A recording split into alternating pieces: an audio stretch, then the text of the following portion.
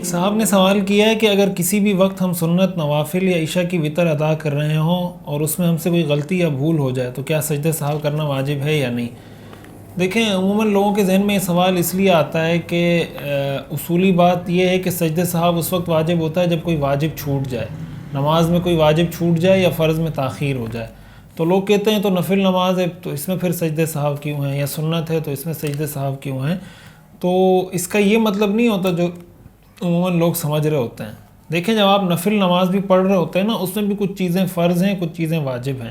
مثال کے طور پر نفل نماز پڑھیں گے تو تلاوت اس میں بھی فرض ہے، قیام اس میں بھی فرض ہے، رکوع اس میں بھی فرض ہے۔ تو جس طرح فرائض، واجبات، سنت، مستحبات فرض نماز میں ہوتی ہیں، اسی طرح یہ ساری چیزیں نفل نماز میں بھی ہوتی ہیں۔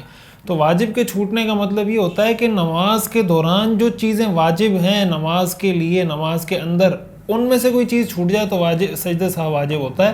اس لیے سجدہ سہو اگر کوئی واجب نفل نماز میں چھوٹے، سنت نماز میں چھوٹے، وطر میں چھوٹے یا فرض میں چھوٹے، سب کا حکم سیم ہی ہے، برابر ہے۔